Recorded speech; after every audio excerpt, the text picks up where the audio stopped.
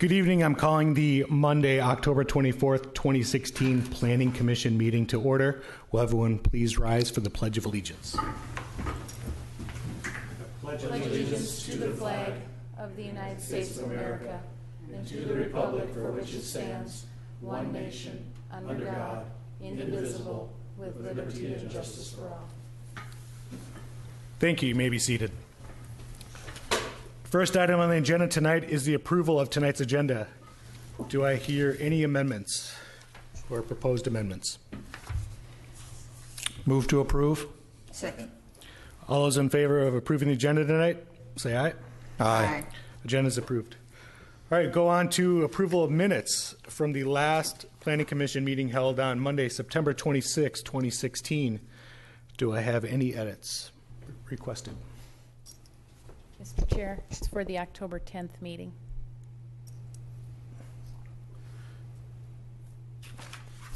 So I amend my request for the October 10th, 2016 meeting. Any edits for that meeting? Or the September 26th if you want to go back. All right, do I hear a motion to approve the minutes? So moved. Do I have a second? Second. All those in favor say aye. Aye. Opposed? Minutes have passed. All right, we will go down to the first item on the agenda is the public hearings for tonight. We have a public hearing for a code amendment, building materials and architecture. This is a request to amend the city code chapter 11 relating to building materials and architecture. Would the city planner care to speak to this? Mr. Chair, members of the Commission, similar to the landscaping and screening text amendment discussion that was held 2 weeks ago, the building materials and architecture is part of the overall design standards initiative that the City Council and City staff and Planning Commission have been working on over the past few months.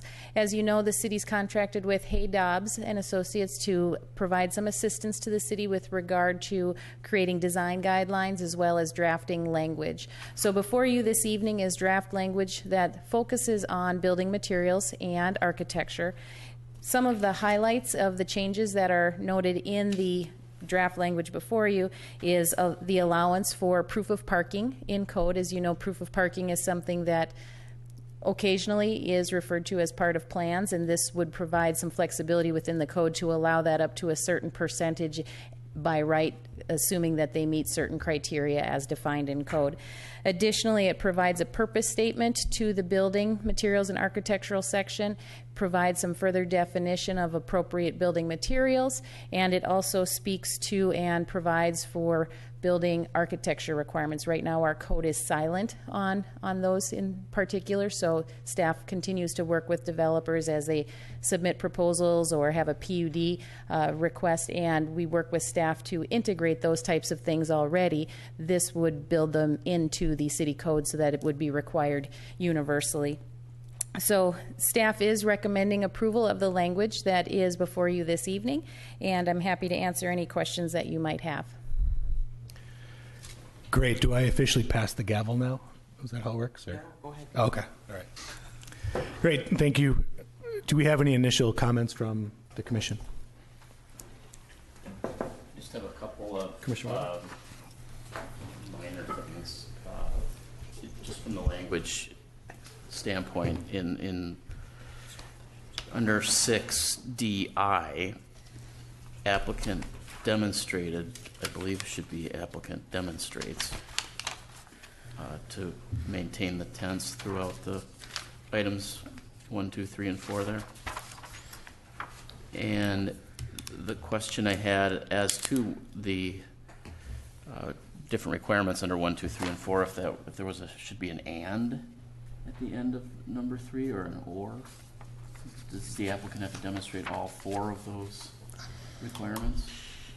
Mr. Chair, members of the Commission, the intent is that all 4 of those would need to be complied with, not a selection of few. So yes, we can certainly put an and at the end of 3. And can we fix the tense of? Yep, we certainly can.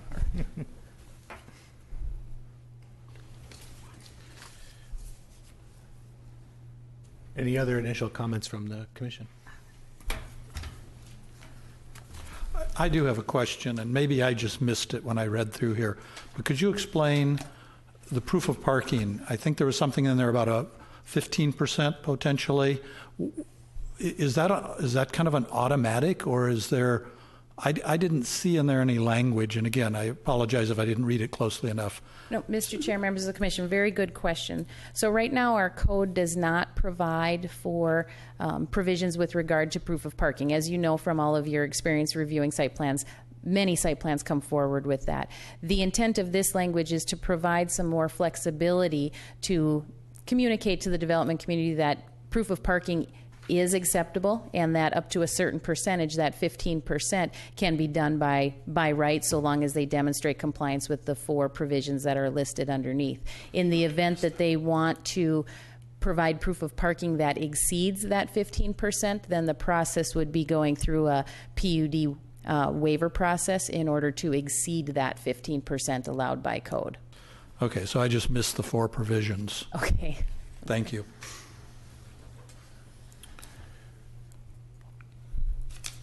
Mr. Chair? Yes. Regarding the proof of parking, on that paragraph D where it cites subparts 1, 2, 3, 4, under subpart 3, landscaping and structures associated with landscaping are allowed in the area identified for proof of parking. Should we just have the type of landscaping that is above and beyond the minimum required landscaping allowed in proof of parking, so that they don't put 10% of their required landscaping in a proof of parking area, and then come back the next year, add the proof of parking, and then we lost 10% of our required landscaping? Mr. Chair, members of the Commission, we can certainly add that clarification. Thank you. That's good. Okay.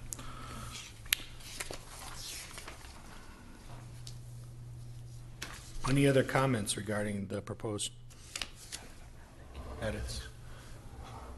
Mr. Chair, if I can go on to page 5K, architectural standards. There's a charging statement there that talks about the architectural standards applying to buildings that are visible from adjoining properties or public streets, which I totally agree with. Further on down, there's discussion about the exterior building materials being required on 75% of each facade. And I'm wondering if those 2 statements, the charging statement of buildings that are visible from adjoining properties or public streets, ought to be somehow tempered with the each facade requirement in the different zoning districts, so as to relieve potential properties where there's a clear rear yard that doesn't face anybody looking at it. I'm thinking like back-to-back loading docks in an industrial zone or something like that, where there's just maybe some further relief is warranted. Mr. Chair, members of the Commission, that's something that staff considered as we worked through this language and as have been talking through the design guidelines.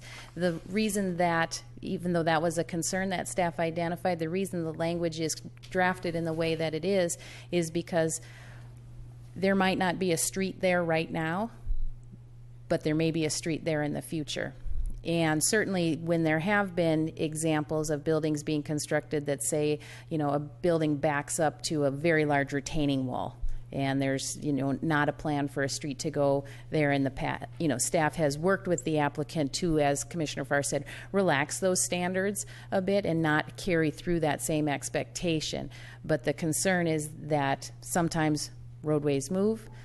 Other buildings that are next door come down, and the facades then become very visible. So the way it's worded right now, staff certainly would expect that we could set that minimum expectation of all the facades need to meet this high standards, but then as we're taking a look at individual sites, staff would have that flexibility to talk through that with the applicant, and if in the event a waiver was warranted, staff would expect to be supportive of that based on very specific site conditions. Thank you. Go ahead, Commissioner Farr.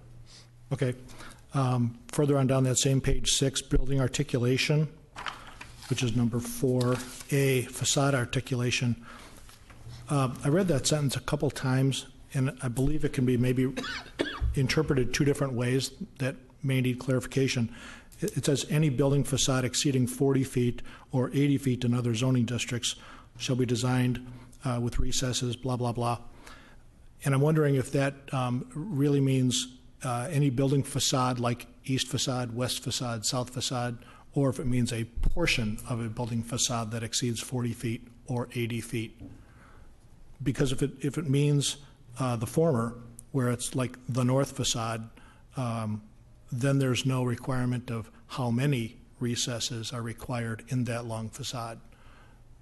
Whereas if it's supposed to mean a portion of the building facade, then it looks like you're wanting a recess or a bump out every 40 or 80 feet along that lengthy facade.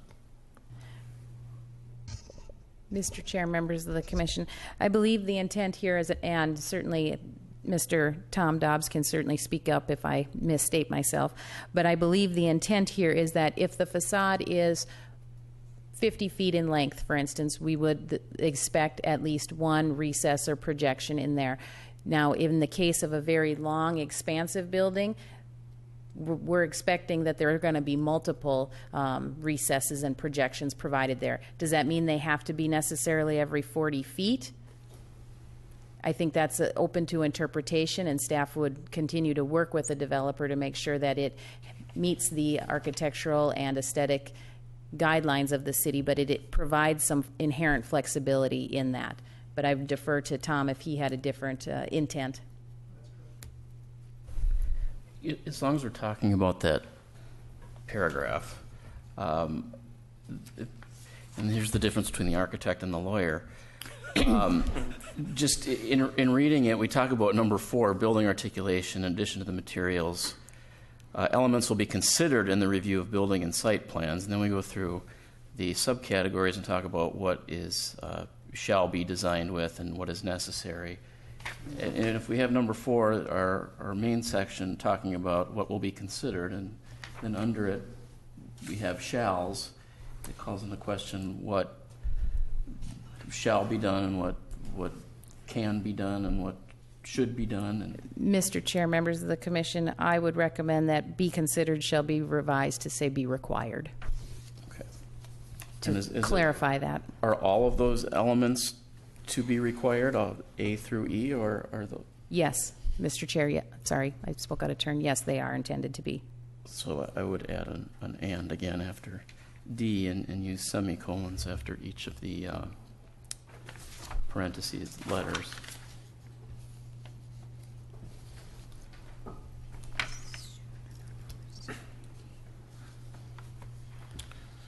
All right. Could we stay on that that one? for just a Of course. moment, Commissioner Mr. Chair? Sorry.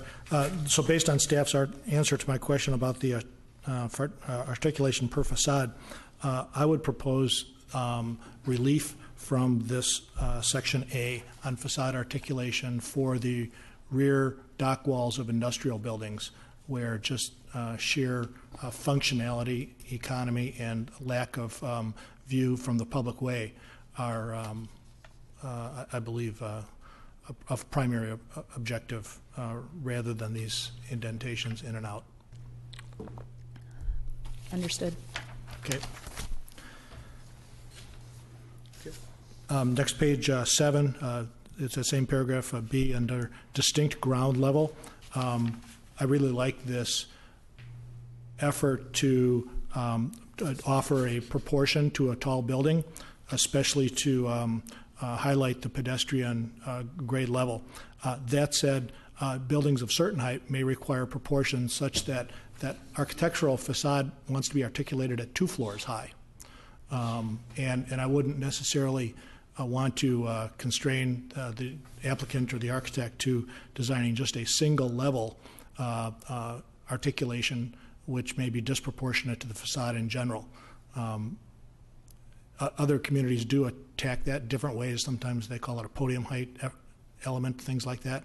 But I think either a 1 or 2, giving them the choice, would be appropriate.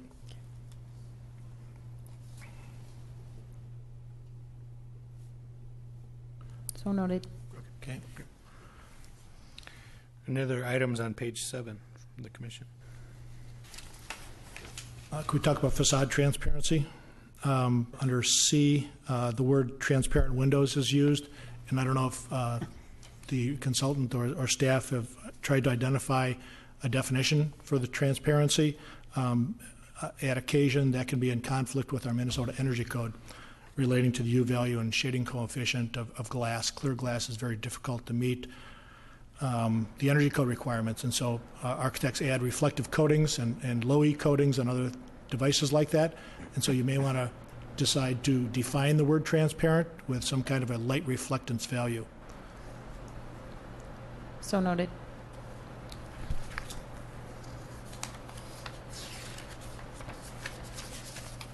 Any other items moving through page 7?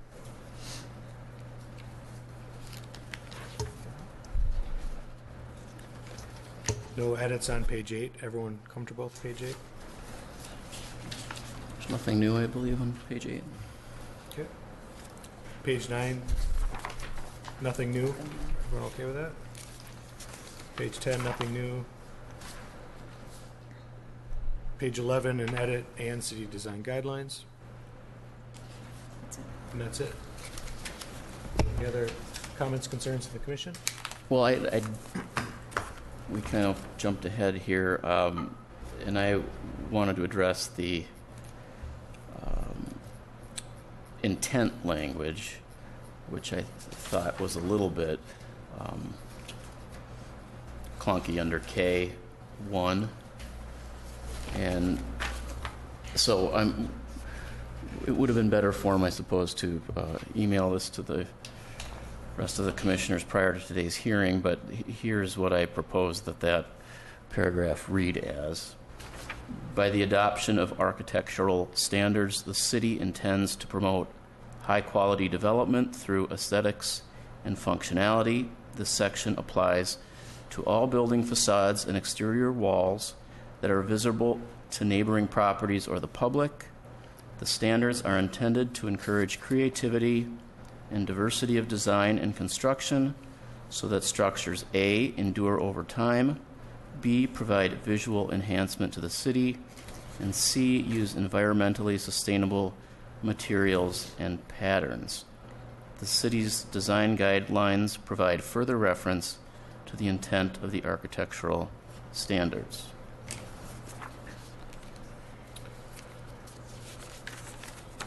So that would be my proposed change to the intent language.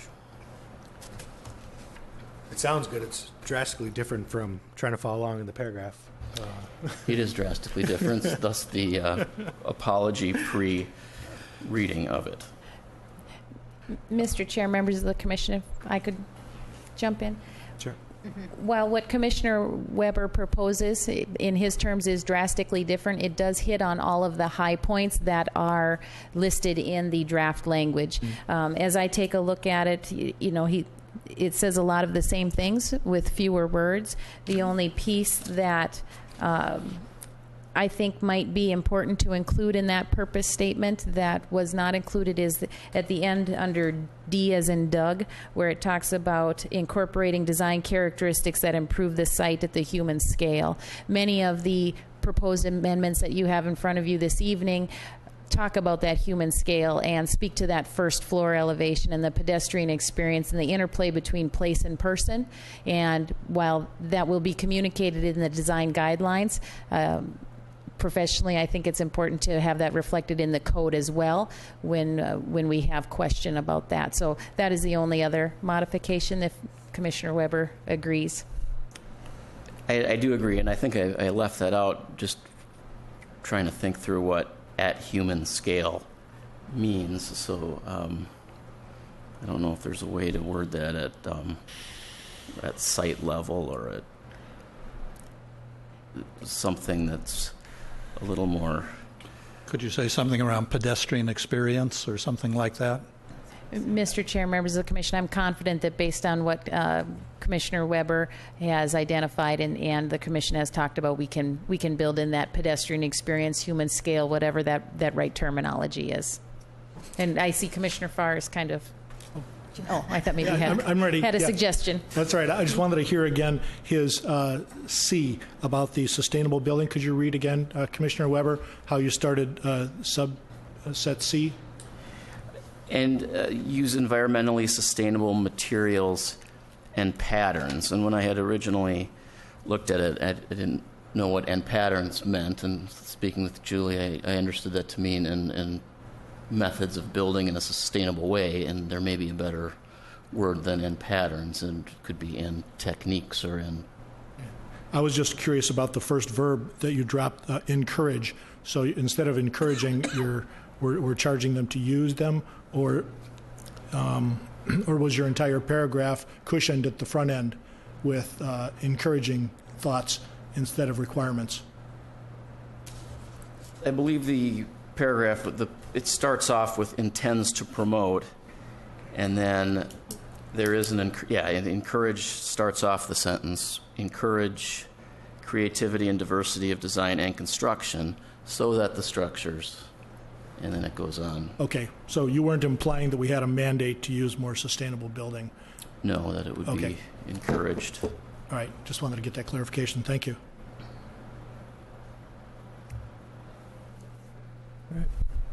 Any other concerns with Commissioner Weber's edits? I think it sounds good. Good suggestion. All right, any other comments from the commission before we ask for public input? All right, this is a public hearing. Would anyone in the audience like to speak for or against these amendments? Seeing none, do we want to check the phones? Clear? We're clear. All right. All right, any final comments from the commissioners? Move to close the public hearing. Move to close this public hearing. Do I have a second? Second. All in favor to close public hearing, say aye. Aye. Aye. Opposed? All right, public hearing is closed. Do I have a motion? I'd move to recommend approval of the amendments to Chapter 11 relating to building materials and architecture based on the information in the staff report dated October 20th, as well as the discussion of the commission this evening. I have a motion. Do I have a second? Second. All those in favor say aye. Aye. Opposed? All right, motion passes. That's the end of the public hearings for this evening. Next up, we have any planners' reports. Julie? Nothing this evening. All right. Any members' reports? Continuing business? New business? If not, I'll entertain a motion to adjourn. So moved. Second. All those in favor to adjourn the meeting, say aye. Aye. Aye. Meeting's closed. You guys lucked out.